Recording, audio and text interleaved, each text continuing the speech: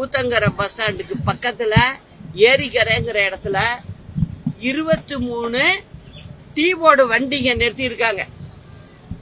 எல்லாம் அடிச்சுக்கிட்டு போயிட்டு தண்ணியில அந்த ஒரு செட்டு போட்டு வச்சிருந்திருக்காங்க. செட்டு கிட்ட எல்லாம் இடிஞ்சு கிடக்கு.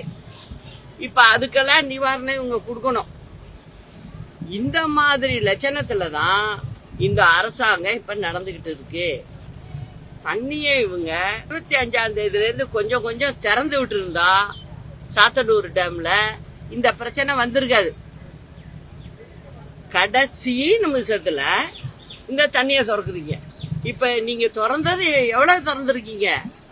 1,80,000 கன அடி திறந்துருக்காங்க. அப்ப அது எப்படி தாங்கும்? ஆரம்பம் இங்க இந்த மாவட்டம், அடுத்தது பாத்தீங்கன்னா திருவண்ணாமலை, அடுத்தது பாத்தீங்கன்னா விழுப்புரம், அடுத்தது பாத்தீங்கன்னாக்க கள்ளக்குறிச்சி, அடுத்தது கடலூர்.